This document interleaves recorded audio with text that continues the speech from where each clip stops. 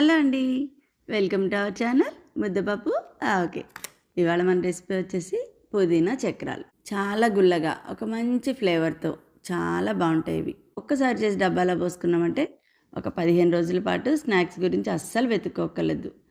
టేస్ట్కి టేస్ట్, ఆరోగ్యానికి ఆరోగ్యం. ఇందులో పుదీనా వేయడం వల్ల బాగున్నాయి కదా, 4 ఎక్కువ తిన్నా చక్కగా అరిగిపోతాయి.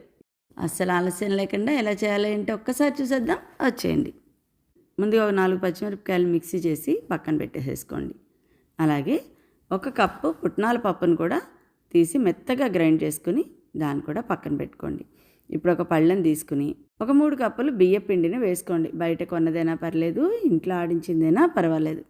అలాగే అందులో 1 కప్పు పుట్నాల పొడి, 1 టేబుల్ స్పూన్ జీలకర్ర, ఒక 2 టేబుల్ స్పూన్స్ నువ్వులు, అలాగే ఇందాక దంపి పెట్టుకున్నాగా పచ్చిమిరపకాయలు ఆ ముక్కలు, అలాగే ఒక పెద్ద పుదీనా కట్టను తీసి సన్నగా తరిగేసేసుకుని అది కూడా అందులో వేసేసుకోండి. కొంచెం పసుపు, 1 టేబుల్ స్పూన్ సాల్ట్, అలాగే ఒక 1/2 కప్పు మెల్టెడ్ బటర్ వేసుకోండి. అంతటిని పిండికి పట్టేలాగా శుభ్రంగా పిండిని మొత్తం అంతా కలిసేలాగా కలుపుకోండి. ఇప్పుడు కొంచెం గోరువెచ్చని నీళ్ళు తీసుకుని కొంచెం కొంచెంగా పోసుకుంటూ పిండిని కలుపుకోండి.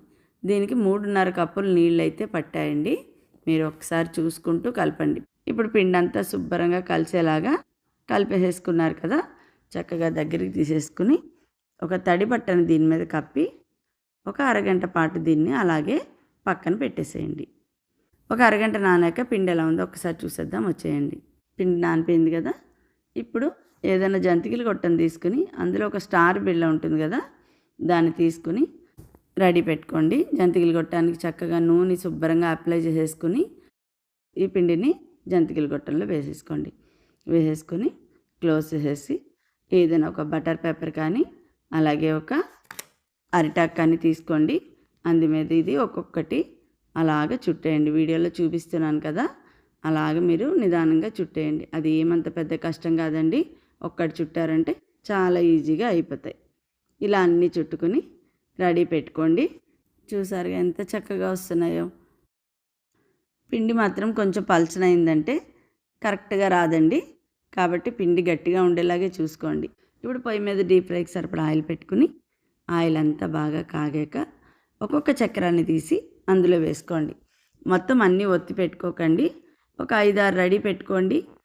అవి వేగేలోపు ఇంకొక 5-6 రెడీ పెట్టుకున్నారంటే చక్కగా వస్తాయి. ఒకసారి అన్నీ చుట్టు పెట్టుకున్నారంటే పిండి ఆరిపోయి విరిగిపోతాయి. కాబట్టి 5-5 చప్పుని చుట్టుకుంటూ వేయించుకుంటూ ఉన్నారంటే పని కూడా ఈజీగా అయిపోతుంది.